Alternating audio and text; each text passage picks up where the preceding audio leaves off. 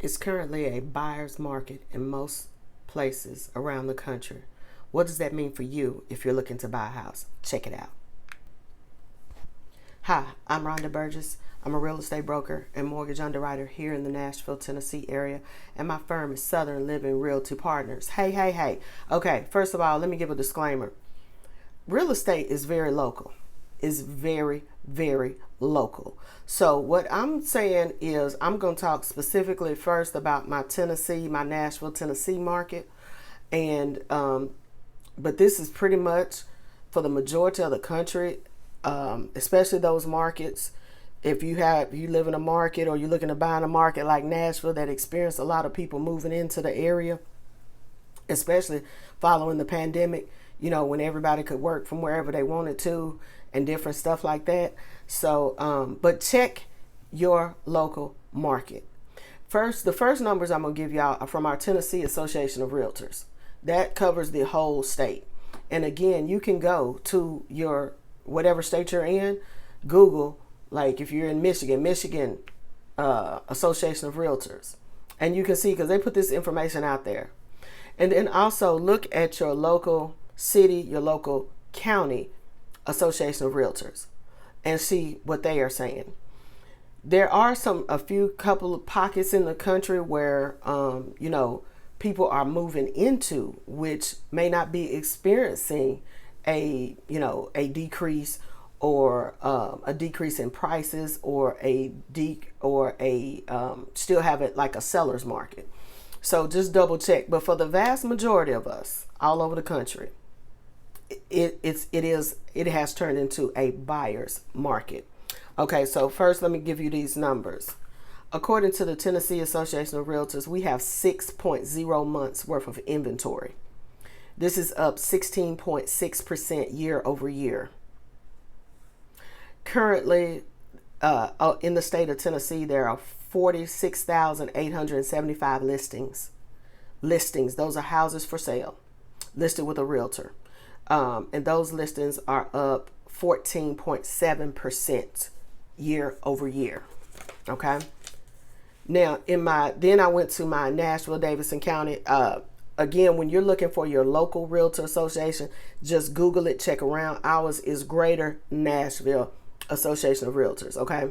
So they said that in Nashville, Davidson County, in May, there were 3,164 closings, which is down 9% year over year. In the area, looking at the area of Nashville in the middle and the surrounding counties, only a couple of counties like Wilson County, which are to the south and to the east of Nashville, they remained unchanged. But everybody else, like in the county that I live in, I live southeast of Nashville. I live in Rutherford County. We're down this way. For May, the Nashville surrounding area was down 18%. Sales were down 18%. Just to give you an idea of the numbers we look at here in Nashville, where I'm at, the median single family home, just freestanding single family home. Well, it could be attached, but your single family homes, the median price, as of May, the median sales price was $506,557, $506,557 for a single family home, and $349,250 for a condo. That's in the Nashville, Davidson County area. And as of the end of May in Nashville, the inventory was up 32%. That means there's a lot of houses out here for sale. Okay. Normally, I like to see, let's just go here. Coming out of the pandemic, so 21, 22 were definitely a seller's market. That's when you were seeing houses sell overnight. That's when, as soon as a house would go on the market, you would have multiple offers. Offers were going well above list price. This is when, as soon as something come on the market, you had to be there. That's when you would see an open house with cars up and down the street, the next block over, you would have, 20, 30, 40 people in your open house, just simply because there was such a shortage of available properties and people were on the move. People were really on the move, and the interest rates were still low. So, and I don't like a seller's market, because I really like a more balanced market, because then no side can take advantage of the other side. But that's neither here nor there. Okay. So now we have officially switched to a buyer's market, which is the situation in a lot of parts of the country. That means there are a lot of houses on the market. Like I said, we have 6 months worth of inventory according to our state association of realtors. Our inventory is up 30%. That means there's a lot of people, there's a lot of houses out here for sale. And I'm talking about new construction as well as existing homes. So when you have swung out this far from a seller's market all the way to a buyer's market, there's going to be some definite changes that's going to take place.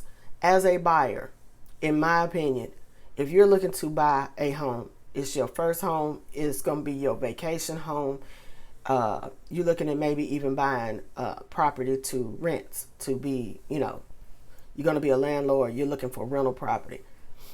With 6 months worth of inventory on the market, and that drastic of an increase in the number of homes for sale, be aggressive with your offers. That's my opinion. Be aggressive. So, especially for my first time buyers, if you've been sidelined because you don't have the money for your down payment, your closing costs, maybe you need money for a buy down on the interest rate or whatever, a lot of the builders are offering a lot of great incentives like that, where they'll pay for a permanent buy down, not just maybe a temporary buy down. They're paying closing costs. They putting in, it's coming with all the appliances, even a washer and a dryer sometimes, different things like that. You can ask for, if you are looking at an existing home and that's what you want, maybe it's the school district or whatever that, it's important for you. It's close to work. It's important for you to buy an existing home. Still be aggressive. Because 9 times out of 10, if there's one house in that subdivision for sale, there's going to be others for sale. So if the first people that you encounter, that you make an offer to, are not receptive, or they do not have the equity to pay your closing costs or help with the down payment or whatever the situation is, there's liable to be other homes in that same neighborhood that will be more willing or more apt to play ball with you. So be aggressive. If you need 6% closing costs, put it on there. Write it down, but write it on the offer. I want 6% closing costs. I need 6% closing costs. I need, if you pay my title insurance, I want a home warranty, even though to me the warranties are not, worth that. They're really not worth anything. But anyway, that's just my opinion. Go ask for it. Closed mouth don't get fed. Okay, I'm gonna say that again for the people in the back. Closed mouth don't get fed. Ask for it. Because from my experience, people that are on the market, in like this type of market where the inventory is increasing and everything, they need to sell. Some deals can be made. So if you are pre-approved, you done got your approval, you ready, now may be the time to step out and do something. If you're needing the seller of the house to help you with your closing costs and or your down payment. Okay, one thing that I think you should definitely need to keep in mind is the interest rates are still about 7% if you're getting a new mortgage. I don't know if the Fed is going to reduce rates anytime soon. So that's something you need to weigh out, prices, when we were in a seller's market, prices shot up. Okay. Like I said, here in Nashville, our median home price is $506. Now it's over $500,000 for a single family home. essentially $350,000 for a condo. That's still steep. Even if we get to 9 months worth of inventory, or the market still keeps swinging the buyer's way, I don't think we'll see a substantial decrease in the prices. Yeah, they swung up to 5. So if they come down to what, 450? Okay, that seems like, that may sound like it's a lot to move the needle, but really it's not. You see what I mean? We ran up so high, even an adjustment from that high peak is really not going to make stuff affordable, or it's not going to put us back to like how we were prior to the pandemic and everything like that. It's just not going to happen. It has swung too high. Plus, you still got all this new construction being built all over the place. And those builders are not going to seriously decrease their prices.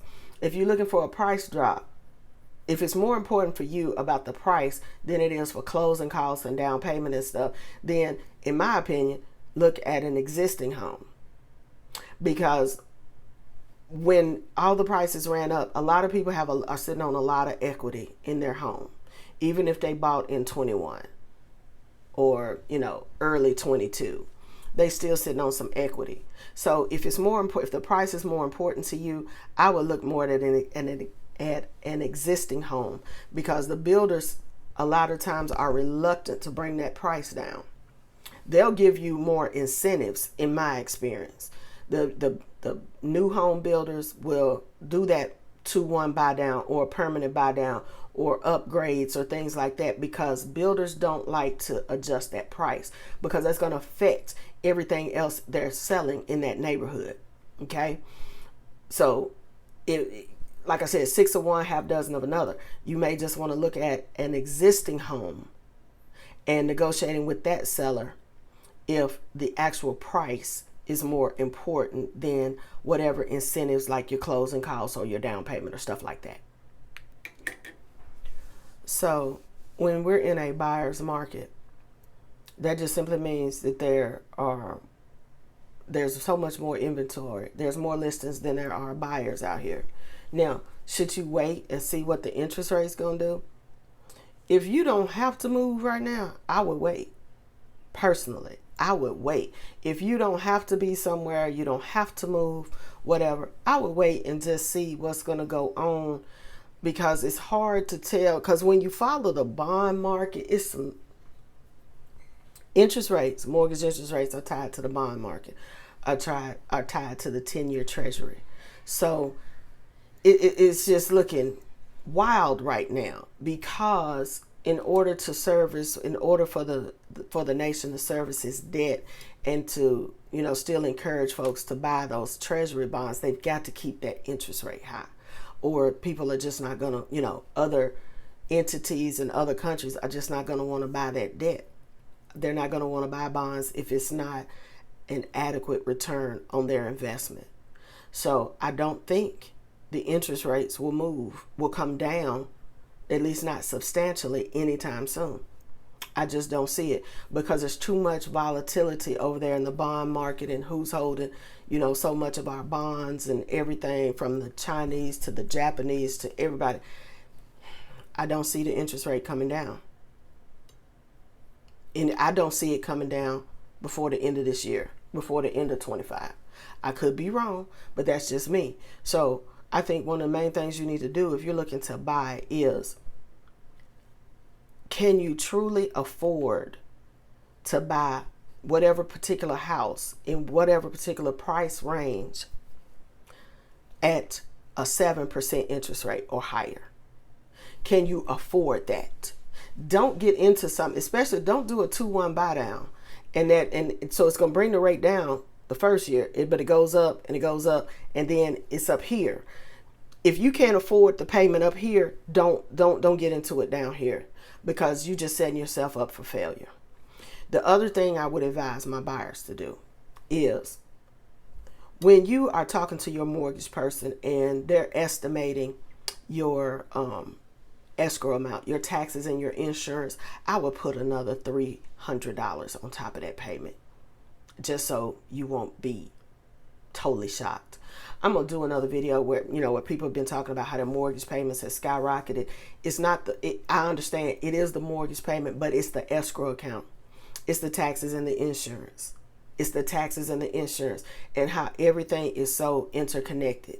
So when you have, especially we have these states that keep experiencing, well, all states experience some type of natural disaster, because of weather and stuff. But when you are having a lot of natural disasters and you're having a lot of property damage, and I'm not talking about just Florida. I mean, it could be Texas. It could be anywhere. Like there was tornadoes that went through Missouri the other day, nowhere near no water, or they're not nowhere near the coast, no beach or nothing. And they suffered a lot of damage and a lot of losses. You got to remember, these mortgage companies, these insurance companies are for-profit businesses. They have shareholders. They have to make a certain amount of profit to be able to give dividends to their shareholders. Well, when you're experiencing a lot of destruction, a lot of loss, those insurance companies will pull back on who and where they will insure folks, because if they're losing a lot of money, they're not going to keep doing this. They're not going to keep issuing policies, whether you're refinancing or you're buying. They're just not going to do it. And also, when you don't have an adequate response from FEMA now, and so a lot of these losses are not being covered, and these people are not being covered, not being supplemented by FEMA, then that's a whole lot more that's got to fall on the insurance companies. Y'all got to remember, these are multinational, big insurance companies. They watching everything that go on too. And so if they feel, if the insurance company, if their underwriters, their adjusters, everybody, they're looking and they're like, you know what?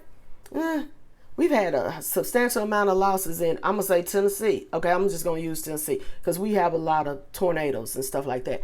If they have a lot of losses, then they're going to spread that loss out to other people, to all the policy holders. So just because I may not have had a, knock on wood, praise the Lord, I ain't had no, loss or damage to my property, that doesn't, if somebody in East Tennessee or somebody in Memphis or everybody somewhere else has had a loss, they're going to spread that around to all the policyholders. So again, when you are looking at your budget, if you feel like you want to go ahead and make this move, you want to make this buy, cool, I'm all for it. Make an aggressive offer. Truly look at your budget and put at least another $300 on your payment.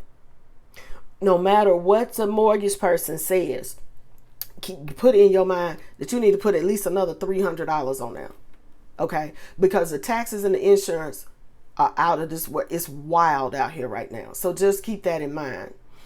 And like I said, if you decide that this is now the time that you're going to buy, look at all the incentives from your new home builders as well as your existing homes and ask for it, because a closed mouth don't get fed.